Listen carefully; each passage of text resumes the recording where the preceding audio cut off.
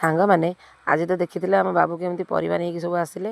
ଆଉ ବସ୍ତାରେ ଆଳୁ, ପିଆଜ, ରସୁଣ, ଅଦା ତାକୁ ଗୋଟେ ବସ୍ତା ନେଇକି ଆସିଲେ।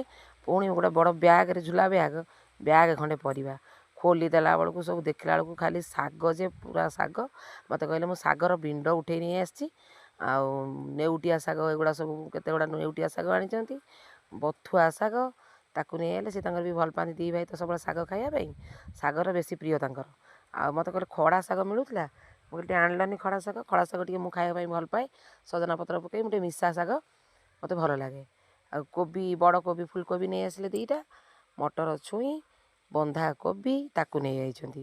ଟମାଟୋ ସବୁ ଦେଶୀ ଟମାଟୋ, ଟିକେ ୟେଲୋ କଲର୍ ନ ଆଇଲା ବେଳକୁ ସେ କ'ଣ କରିବ ନା ପାଚି ଯାଉଛି। ପାଚିଲା ଲାଲ ଲାଲ ଯେଉଁ ପାଚିଲା ଟମାଟୋ ତାକୁ କ'ଣ କରୁଛି ନା ଫ୍ରିଜ୍ରେ ରଖିଦେଉଛି। ଯେଉଁଗୁଡ଼ା ହଳଦିଆ ତାକୁ ମୁଁ ବାହାରେ ରଖୁଛି। ସେଇଥିପାଇଁ ମୁଁ ତାକୁ ସବୁ ବାଛିକି ଅଲଗା ଅଲଗା କରି ଡାଲାରେ ରଖେ। ନହେଲେ ଆମ ଦେଇ ତାକୁ ସବୁ କ'ଣ କରିବେ ନା ମିଶାଇ ଦେବେ।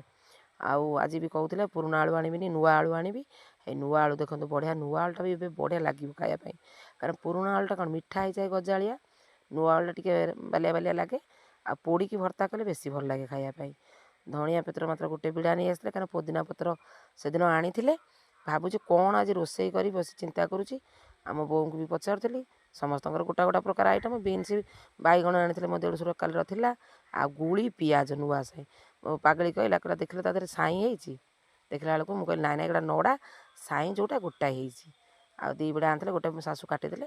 ଏହାକୁ ସବୁ ଅଛି ବାଛି ଦେଖୁଛି କ'ଣ କାଟିବି ବୋଲି ଭାବୁଛି।